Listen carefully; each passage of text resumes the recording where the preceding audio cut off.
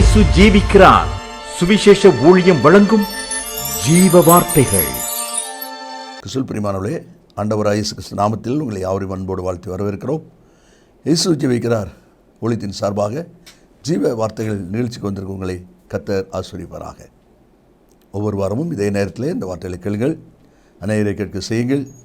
ஊழியத்திலே பயன்படுத்த விரும்பினாலும் எங்களுடைய வெளியீடுகள் தேவையானாலும் எங்களோடு தொடர்பு கொள்ளுங்கள். நாம் ஒருமித்து அவர் நாமத்தை உயர்த்துவோமாக. இந்த நாளிலும் தேவன் நமக்கு தருகிற வார்த்தையை நான் வாசிக்கிறேன், ஜெபத்துடன் கேளுங்கள். அப்போஸ்தலர் நடபடிகளின் புஸ்தகம் 27வது அதிகாரம் 18வது வசனம். அப்போஸ்தலர் 27:18. பெருங்காற்று மழையில் நாங்கள் அடிபட்டபடியினால் மறுநாளில் சில சரக்குகளை கடலில் எறிந்தார்கள். அன்பு நேச பிள்ளைகளே, பவுல் அப்போஸ்தலன் அவரோடு கூட 276 பேர் கப்பல் பயணம். ஆரம்பத்திலே யோசிக்கிறார்கள், இது பிரயாணம் நமக்கு அமைதலாக இருக்குமா? அப்பொழுது பவுல் சொல்லுகிறார், இந்த பிரயாணம் நமக்கு அனுகூலமாக இருக்காது என்று சொல்லி. ஆனாலும் அவனுடைய வார்த்தை நிராகரிக்கப்படுகிறதையும் தென்றல் மெதுவாய் அடித்தபடியினால் தாங்கள் விரும்பினது வாய்க்கிறது என்று சொல்லி எண்ணி பிரயாணப்பட்டதையும் முன்பதிலே நாம் வாசிக்கிறோம். அப்படி அவர்கள் பிரயாணப்படும் பொழுது யூரோக்கிலிதோன் என்கிற கடும் காற்றுக்குள்ளே கப்பல் அகப்பட்டுக் கொள்கிறது. இப்பொழுது கப்பலை நிறுத்த பார்க்கிறார்கள், அவர்களால் நிறுத்த முடியவில்லை. அனுபவசாலிகள், இந்த பகுதியை குறித்து அவங்களுக்கு நன்றாகவே தெரியும். ஆனாலும் இந்த காற்றுக்கு முன்பாக அவருடைய கப்பலை நிறுத்த முடியாதபடி காற்றின் போக்கிலே கப்பல் போய்கொண்டிருக்கிறது. அப்படியானால் அவங்களுடைய வாழ்க்கையின் அனுபவத்தில், கப்பல் பயணத்தினுடைய அனுபவத்தில் அவங்க அறிந்திருக்கிற ஒரு உண்மை, இப்படிப்பட்ட சம்பவங்கள் ஏற்படும்போது கப்பலில் இருக்கிற பாரத்தை குறைத்தால், கப்பலை லகுவாக்கினால் கரை சேர்வதற்கு வாய்ப்பு, கப்பல் கவிழ்ந்து போகாமல் காப்பாற்றப்படுவது வாய்ப்பு என்பது அவருடைய அனுபவம். ஆகினாலே அவர்கள் கப்பலில் இருந்த சில சரக்குகளை தூக்கி போடுகிறதை நாம் அதில் பார்க்கிறோம், லகுவாக்குவதற்காக. ஆனால் அந்த வார்த்தையை நீங்கள் கவனிங்கள், சொல்லப்பட்டிருக்கிறது, சில சரக்குகளை கடலில் எறிந்தார்கள். கப்பலை லகுவாக்க வேண்டுமானால் அங்கே இருக்கிற பாரமான யாவற்றையும் இறக்கணும், அப்போ தான் லகுவாகும். ஆனால் சில சரக்குகளை தான் இறக்குறாங்க, அப்போ இன்னும் செலவு உள்ளதாக இருக்குது. இந்த வார்த்தையில் கேட்கிற அன்பு நேச பிள்ளைகளே, ஆவியானவர் இன்றைக்கு ஒரு அனுபவத்தை நமக்கு முன்பாக கொண்டு வருகிறார். என்ன? கடல் பிரயாணத்தில் கப்பல் காற்றில் அகப்பட்ட போது கப்பலை லகுவாக்கினால் கரை சேரலாம் என்பது அவருடைய அனுபவம். 38ஆம் வசனத்தில் அவர்கள் புசித்த பிறகு இருந்த கோதுமையை கடலில் எறிந்து கப்பலை லகுவாக்கினார்கள், கரை சேர்ந்தார்கள் என்று அந்த வசனத்தில் வாசிக்கிறோம். அப்போ இந்த கடலில் சரக்கு போட்ட பிறகு 38ஆம் வசனத்துக்கு இடைப்பட்ட நாட்கள் எத்தனை நாட்களோ அந்த சமயங்கள் எல்லாமே வேதனையின் மிகுதி தான். அந்த சரக்குகளை போட்ட 18ஆம் வசனத்தில் வாசிக்கிற அதே நாட்களில் அந்த கோதுமை எல்லாவற்றையும் எரிந்து கப்பலில் லகுவாக்கியிருந்தாங்கன்னா முன்கூட்டியே கரைக்கு போயிருக்கலாம். ஆவிக்கிற விசுவாச வாழ்க்கையில் கர்த்தருடைய பிள்ளைகளாக நீங்களும் நானும் நம்முடைய விசுவாசமாய கப்பல் பயணத்தில் நாம் போய்கொண்டிருக்கிறோம். நம்மளை பாரப்படுத்துகிற அழுத்துகிற பாரங்களை நாம் இறக்கி நம்முடைய இருதயத்தை நம்ம லகுவாக்கினால் அக்கறை சேரலாம். சில காரியத்தை நாம் விடுகிறோம், சில காரியத்தை விடுறதில்லை. சில பாரத்தை இறக்குறோம், சில பாரத்தை நம்ம இறக்குறதில்லை. இதனால்தான் இன்றைக்கி அநேகருடைய வாழ்க்கையில் வேதனையும் காயங்களும் வருத்தங்களும் உண்டாகிறதை நாம் அதில் பார்க்கிறோம். அதான் இல்லை சொல்லப்பட்டிருக்கிறது, சில சரக்குகளை கடலிலே எறிந்தார்கள் என்று சொல்லி அந்த வார்த்தை இருப்பதை நாம் அதில் பார்க்கிறோம். பேதுரு தன்னுடைய நிருபத்தில் எழுதும்போது 1 பேதுரு 5:7 அவர் உங்களை விசாரிக்கிறவனானபடியால் உங்கள் கவலைகளை எல்லாம் அவர் மேல் வைத்து விடுங்கள். பார்த்தீங்களா? உங்கள் கவலைகளில் பாதி அல்ல, முக்கால்வாசி அல்ல, கவலைகளை எல்லாம் அவர் மேல் வைத்து விடுங்கள். அதுதான் அந்த முழுமையாய் இறக்கும்போது தான் இருதயம் லகுவாகிறது. அதே தான் இன்றைக்கி தேவனுடைய பிள்ளைகளாய் நாமும் இந்த வசனத்தின் அடிப்படையில் சிந்திக்க இருக்கிறோம். நாம் எவ்விதமாக நம்முடைய விசுவாச வாழ்க்கையில் செய்கிறோம், சென்று கொண்டிருக்கிறோம். வேகமாக 2-3 அனுபவங்களை நாம் வாசித்து ஜெபிக்க போகிறோம்.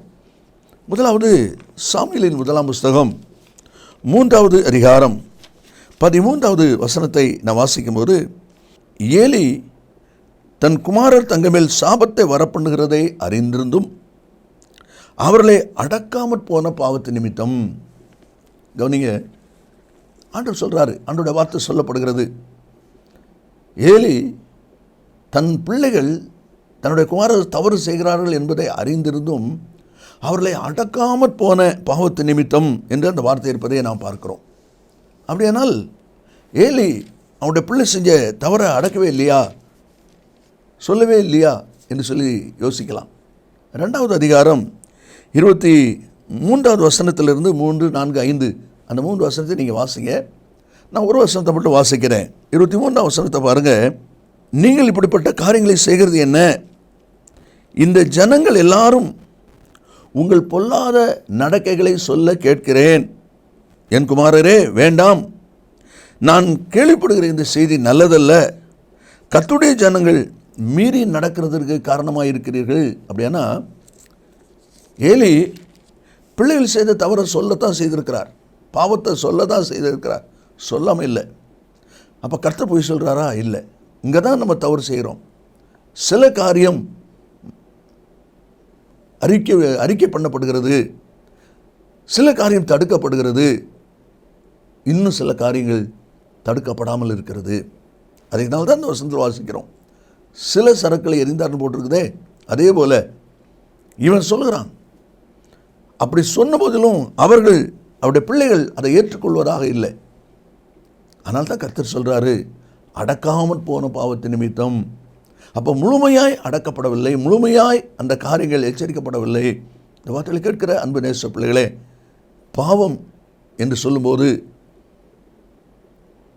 அதை அறிக்கையிடுகிற அனுபவத்தில் சில காரியத்தை நம்ம அறிக்கை பண்ணி மன்னிப்பு வாங்கி, சில காரியத்தை இன்னும் நம்ம ரகசியமாக பதுக்கி வைத்திருக்கிற நிலை இருக்குமானால், சில சரக்கு தான் போட்டிருக்கீங்க, ஒரு பகுதி தான் போடப்பட்டிருக்கு, மீதம் இருக்கிற அந்த பகுதி கேடு விளைவிக்கிறதா இருக்கும், நஷ்டத்தை உண்டாக்குறதா இருக்கும். அதே தான் இந்த வேதவசனத்தில் நான் வாசிக்கிறோம். யோபின் புஸ்தகம் 19ஆம் அதிகாரம் 4வது வசனத்தை நான் வாசிக்கும் போது அதில் சொல்லப்பட்டிருக்கிற வார்த்தை, நான் தப்பி நடந்தது மெய்யானாலும் என் தப்பிடம் என்னோடு தான் இருக்கிறது. பாருங்கள், நான் தப்பி நடந்தது மெய்யானாலும், நான் தப்பி நடந்தது உண்மை என்று ஒத்துக்கொள்ளப்படுகிறது. அடுத்து என்ன செய்யணும்? இனி இந்த தவறு நடக்காதபடி, இனி இந்த தப்பிடம் ஏற்படாதபடி செய்ய வேண்டிய காரியத்தை நான் செய்வேன், அப்படித்தான் தீர்மானம் பண்ணணும். ஆனால் அவன் என்ன சொல்கிறான் பாருங்கள், நான் தப்பி நடந்தது மெய்யானாலும் என் தப்பிடம் என்னோடு தான் இருக்கிறது. சிலரை நீங்கள் என்ன இருந்தாலும் நீங்கள் இப்படி பேசியிருக்கக்கூடாது, அதில் கொஞ்சம் நீங்கள் பொறுமையை கையாண்டிருந்தா இவ்வளோ பிரச்சனை வந்திருக்காது அப்படின்னு சொல்லும்போது அவங்க சொல்லுவாங்க, உண்மைதான், நான் பேசுனது தப்பு தான், அதுக்கு இப்போ என்ன செய்யணும்? அவங்க மட்டும் அப்படின்னு ஆரம்பிப்பாங்க. பார்த்தீங்களா, நான் பேசுனது தப்பு தான் அப்படின்னு சொல்லி அவங்க ஒத்துக்கொள்கிறதோட சரி பண்ண வழி பண்ணணும். அதுக்கு மேலே அதுக்கு இப்போ என்ன செய்யணும் அப்படின்னு சொல்லி சொன்னாங்கன்னா மாற்றத்தை பார்க்க முடியாது. பார்த்தீங்களா, பேலியாமுடைய காரியத்தில் பாருங்கள், அவன் போகிற வழி கர்த்தருக்கு பிரியம் இல்லை. அதனால் உருவின பட்டயத்தோடு தூதன் வந்து நிற்கிறான். கழுதை 3 தடவை காப்பாற்றுது. அப்படி இருந்தும் அவன் அதை உணராமல் கழுதி போட்டு அடிக்கும்போது தான் கழுதுடைய வாயை திறக்கிறார், அது பேசுது. அதுக்கு பிறகு அவன் உணர்றதா இல்லை. கடைசியில் கர்த்தர் அவனுக்கு தன்னை வெளிப்படுத்தும் போது அவன் சொல்லுகிற ஒரு வார்த்தை பாருங்கள்.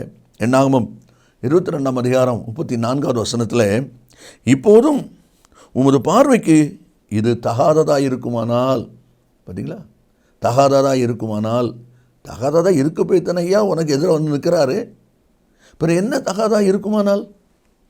இன்றைக்கி அநேக வாழ்க்கை போய் இருக்கிறதை பார்க்குறோம். பாவத்தினுடைய காரியத்தில் ஒரு பகுதி விளக்கப்பட்டிருக்கு, இன்னும் கொஞ்சம் மறைவான பாவம் இருக்குது. இன்றைக்கி தேவனுடைய பிள்ளைகளாக நீங்கள் நானும் உங்களுடைய வாழ்க்கையை சீர்படுத்தி இந்த விஷயத்தில் நீங்கள் எவ்விதமாக இருக்கிறீர்கள் என்பதை குறித்து தெளிவடைந்து கொள்ளுங்கள். இனி 2வது ஒரு காரியத்தை நாம் வாசிப்போம். 2வது ஒரு காரியம் 2 ராஜாக்கள் 17வது அதிகாரம் 33வது வசனத்தில் நாம் இவ்விதமாய் வாசிக்கிறோம். ஜனங்களுடைய காரியம் எவ்விதமாக இருக்கிறது என்பதை பார்க்கும்போது, அந்த ஜனங்கள் கர்த்தருக்கு பயந்தும் தாங்கள் விட்டு வந்த ஜாதிகளுடைய முறைமையின்படியே தங்கள் தேவர்களை சேவித்தும் வந்தார்கள்.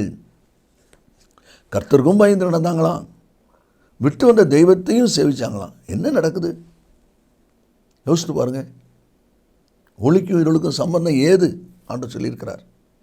அவர் ஒளியாக இருக்கிற தேவன். அந்த ஒளியை கூட இருளோடு கூட எப்படி இணைக்க முடியும்? எப்படி ரெண்டையும் ஒன்றா வச்சிருக்க முடியும்? ஆனால் அவங்க சொல்கிறாங்க, கர்த்தருக்கு பயந்தும் அதே சமயத்தில் விட்டு வந்த தங்களுடைய தேவர்களை அவர்கள் சேவித்து வந்தார்கள் என்று சொல்லி இருப்பதை நம்ம அதில் பார்க்கிறோம். அப்படியானால் இன்னும் அந்த பழைய காரியத்தை விட முடியலை, பழைய காரியத்திலிருந்து விலக முடியலை. அதைத்தான் வாசிக்கிறோம். இஸ்ரவேல் ஜனங்கள் எகிப்திலிருந்து கானானுக்கு கர்த்தர் கொண்டு வருகிறார். அவர் வருகிற பாதையில் கர்த்தர் நடத்தி வந்த அனுபவங்கள் எல்லாம் பல காரியங்களை நம்ம வாசிக்கிறோம். அப்போஸ்தலர் நடவடிக்கை புத்தகத்தில் நீங்கள் வாசிப்பீங்கன்னா 7வது அதிகாரம் 39வது வசனத்தில் தங்கள் இருதயங்களில் எகிப்துக்கு திரும்பினார்கள். பார்த்தீங்களா? சரீரம் எல்லாம் அங்கே வந்துட்டு கானானுக்கு, ஆனால் இன்னும் இருதயம் எங்கே தான் இருக்குது, மனம் எங்கே தான் இருக்குது, அங்கே தான் இருக்குது. பாருங்கள், இருதயத்தில் எகிப்துக்கு திரும்பினார்கள் என்று அந்த வார்த்தை சொல்கிறத பார்க்குறோம். அது மட்டும் இல்லை, எண்ணாமம் 12வது அதிகாரம் 5வது வசனத்தில் அவங்க சொல்கிறாங்க, எகிப்தில் கிரயமில்லாமல் சாப்பிட்ட வெங்காயம், வெள்ளைப்பூடு, வெள்ளரிக்காய் இதெல்லாம் சொல்லிகிட்டு இருக்காங்க. நாங்கள் நினைக்கிறோம். ஏன் இப்படி நினைக்கிறாங்க? அவங்க உடம்பு கானானுக்கு வந்திருக்கு, ஆனால் உள்ளம் இன்னும் அங்கே தான் இருக்குது. பார்த்தீங்களா? அப்போ இப்படிப்பட்ட ஒரு வாழ்க்கை சில சரக்கில் எரிஞ்சிருக்கு, சில சரக்கில் எரியலை. இன்றைக்கி நீங்கள் இந்த வார்த்தை கேட்டுக்கொண்டிருக்கிற நீங்களும் கூட எவ்விதமாக இருக்கிறீங்க என்பதை சற்று யோசித்து பாருங்கள். 3வது ஒரு அனுபவம் வாசிக்கிறோம். 1 சாமுவேல் 15வது அதிகாரத்தில் ஆண்டவர் சவுலை பார்த்து சொன்னார், நீ அமலேக்கரை முற்றுமுடிய முறியடிக்கணும், ஆண் பெண் குழந்தைகள் ஜீவன்கள் எல்லாவற்றையும் டோட்டலாக சர்வ சங்காரம் பண்ணிடணும் அப்படின்னு கர்த்தர் சொல்கிறார். சரின்னு சொல்லி யுத்தத்துக்கு போகிறாங்க. அதே மாதிரி கர்த்தர் அவங்க கையில் ஒப்பு கொடுக்குறார். ஆனால் அவங்க என்ன செய்கிறாங்க பாருங்கள். 9வது வசனத்தில் நம்ம வாசிக்கிறோம், சவுலும் ஜனங்களும் ஆடு மாடுகள் முதல் தரமானவை, 2ஆம் தரமானவை, நலமான எல்லாவற்றையும் அழித்து போட மனதில்லாமல், பார்த்தீங்களா, தங்களுக்கு என்று சொல்லி வைத்து கொண்டதை நாம் அதில் பார்க்கிறோம். அப்போ அழிக்க வேண்டிய காரியத்தை அழித்து போடலை. பின்னால் சொல்லப்பட்டிருக்கிறது, அற்பமானவை உதவாதவை எல்லாத்தையும் அழித்து போட்டாங்களாம். பார்த்தீங்களா? இப்படிப்பட்ட ஒரு காரியம் அங்கே இருக்கிறதை பார்க்கிறோம். அதுக்கு காரணம் என்னென்னா, அந்த பொருள் மேலே இருக்கிற ஒரு ஆசை, அந்த பொருள் மேலே இருக்கிற ஒரு எண்ணம் அவர்களை அவிதமாய் செய்ய வைக்கிறதை நாம் அதில் பார்க்கிறோம். இன்றைக்கி அழித்து போட மனம் இல்லாமல், தேவன் சொன்ன வார்த்தையை நிறைவேற்ற மனம் இல்லாமல், உங்களுக்கு ஒரு ஆர்வம், உங்களுக்கு ஒரு தாகம் அதில் இருந்து நீங்கள் செயல்படுவீங்கன்னா சில சரக்கு தான் போடப்பட்டிருக்கு, இன்னும் சில சரக்கு போடாமல் இருக்குது. கடைசியாக நாம் வாசிக்கிறோம் அப்போஸ்தலர் நடவடிக்கை புத்தகத்தில் 5வது அதிகாரத்துக்கு நம்ம வரும்பொழுது அதில் நாம் இவ்விதமாய் வாசிக்கிறோம். 2வது வசனத்தில், அனனியா தன் மனைவி அறிய கிரயத்தில் ஒரு பங்கை வஞ்சித்து வைத்து ஒரு பங்கை கொண்டு வந்து அப்போஸ்தலருடைய பாதப்பத்திலே வைத்தான் என்று பார்க்கிறோம். காணியடிச்சு விற்று கொடுத்தாங்க. அனனியா சப்ரா ஒரு குடும்பம், அவங்களும் தங்களுக்குள்ளதை விற்று கொடுத்தாங்க. ஆனால் என்ன செஞ்சாங்களே பாருங்கள், தன் மனைவி அறிய கிரயத்தில் ஒரு பங்கை ஒழிச்சு வச்சுக்கிட்டாங்க, வஞ்சித்து வச்சுக்கிட்டாங்க. இந்த வார்த்தையில் கேட்கிற அன்பு நேச பிள்ளைகளே, ஒருவேளை கர்த்தருக்கு என்று சொல்லி காணிக்க கொடுக்குற ஒரு அனுபவத்தில் கூட நீங்கள் எவ்விதமாக இருக்கிறீர்கள்? கர்த்தருக்குரியதை கர்த்தருக்கு கொடுக்குற விஷயத்தில் நாம் மிக ஜாக்கிரதையாக இருக்க வேண்டும். ஓசியா 7:8 வாசிக்கிறோம், எபிராயிம் திருப்பி போடாத அப்பம், பாதி வந்திருக்கு பாதி வேகலை, பாதி கொடுக்குறோம் பாதி கொடுக்கல. நீங்கள் எவ்விதமாக இருக்கிறீங்க என்பதை யோசித்து பாருங்கள். அதைத்தான் இல்லை நாம் வாசிக்கிறோம். மார்க்கு 8ஆம் அதிகாரத்தில் பெத்சாயிதா கிராமத்துக்கு ஆண்டவர் போகும்போது அங்கே ஒரு குருடனை கொண்டு வராங்க. ஆண்டவர் அவன் கண்களில் உமிழ்ந்து, எதையாயிலும் பார்க்குறியாப்பா அப்படின்னு கேட்குறார். அவன் சொல்கிறான், நடக்கிற மனிதரை மரங்களை போல பார்க்குறேன். பாருங்கள், நடக்கிற மனிதரை மரங்களை போல பார்க்குறானா. அப்போ பாதி தான் வந்திருக்கு, அறகுறை தான் வந்திருக்குது, இன்னும் முழுமை அடையலை. இன்னும் முழுமை அடையணுமானா 2வது ஒரு தொடுதல் வருவது தான் பின்னால் நம்ம வாசிக்கிறோம். இந்த அறகுறை பார்வையோடு நம்ம காலத்தை ஓட்டலாம், அட்ஜஸ்ட் பண்ணிக்கலாம். இல்லை, அப்படி செய்யாதீங்க. அதை தான் தேவனுடைய வார்த்தையில் வாசிக்கிறோம். சில சரக்கு, அவர்கள் கப்பலை லகுவாக்கும்படி சில சரக்குகளை எறிந்தார்கள். இன்றைக்கும் உங்களுடைய வாழ்க்கையை யோசித்து பாருங்கள். 4 அனுபவங்கள். பாவத்தை குறித்த சம்பவத்தில் கொஞ்சம் பாவத்தை விட்டுருக்கீங்க, ஆனால் இன்னும் சிலது இருக்குது. ஏன்னா சிலதான் விடப்பட்டிருக்கு, சில இருக்குது. அதைத்தான் ஏலியினுடைய பிள்ளையுடைய வாழ்க்கையில் நாம் அதைத்தான் நல்லா கவனிக்கிறோம். கர்த்தருக்கும் பயந்து நடக்கிறாங்க, விட்டு வந்ததான தெய்வத்தை வணங்குகிற இருமனதோடு கூடிய ஒரு வாழ்க்கை ஜனங்கள் வாழ்ந்து கொண்டிருப்பதை நாம் அதில் பார்க்குறோம். சவுல் ராஜா அழித்து போட மனதில்லாமல் நல்லதை தனக்குன்னு வச்சுக்கிற ஒரு சுபாவம் இருப்பதை நாம் அதில் பார்க்குறோம். கடைசியாக வாசிக்கிறோம், அனனியா சப்ராவோட வாழ்க்கையில் மனம் அறிய, மனைவிக்கு தெரிய வஞ்சித்து வைத்து செய்கிறாங்க. அதனால தான் வேதம் சொல்லுது, சில சரக்குகளை போட்டதுனால, மீற இருக்கிற சரக்குனால பல நாட்கள் அவங்க கஷ்டப்பட்டுருக்காங்க. உங்களுடைய வாழ்க்கையை யோசித்து பாருங்கள். ஏன் உங்கள் வாழ்க்கையில் கஷ்டம் விடலைன்னு அல்ல, விட்டுருக்கீங்க. ஆனால் இன்னும் விட வேண்டியது இருக்குது. அந்த விட வேண்டிய காரியம் இன்னும் இருக்கிறதுனால, போட வேண்டிய சரக்குன்னு உள்ளே இருக்கிறதுனால தான் இத்தனை வேதனை. இன்றைக்கி ஒரு தீர்மானம் பண்ணுவீங்களா? 38ஆம் வசனத்தில் வாசிக்கிறோம், மீதமாக இருக்கிற கோதுமை போட்டாங்க, கப்பலை லகுவாக்குனாங்க, கரைக்கு போயிட்டாங்க. உங்கள் இருதயத்தை லகுவாக்குங்க, நீங்கள் கரைக்கு போவீங்க. ஜெபணுமா? இயேசு சீக்கிரம் வரப்போகிறார். நல்ல பிதாவே, நன்றியோடு துதிக்கிறோம். உங்களுடைய வார்த்தை ஆமென்னும் ஆமென்னு இருப்பதுக்காக ஸ்தோத்திரம். இந்த வார்த்தை கேட்கிற ஒவ்வொருவரும் அகற்ற வேண்டிய காரியத்தில் ஒரு பகுதி தான் அகற்றி இருக்கிறோமா? இன்னும் அகற்ற வேண்டியது என்ன இருக்குது என்பதை பார்த்து அதையும் அகற்றிவிட்டு வெளியாக்கிவிட்டு இருதயத்தை லகுவாக்கி அக்கறை சேர ஆண்டவர் உதவி செய்வீராக. சரி, இயேசுவின் நாமத்தில் பிதாவே, ஆமென் ஆமென். கர்த்தர் உங்களை ஆசீர்வதிப்பாராக. ஆமென். மேலும் விவரங்களுக்கும் உங்கள் ஜெப தேவைகளுக்கும் நீங்கள் எங்களோடு தொடர்பு கொள்ள வேண்டிய முகவரி, ஜீசஸ் லிவ்ஸ் காஸ்பல் மினிஸ்ட்ரீஸ், சகோதரர் John M Jeyaraj, 123A Dohnavur road, Mavadi, Nellai மாவட்டம், தென்னிந்தியா 627107. செல்போன் 9443113292.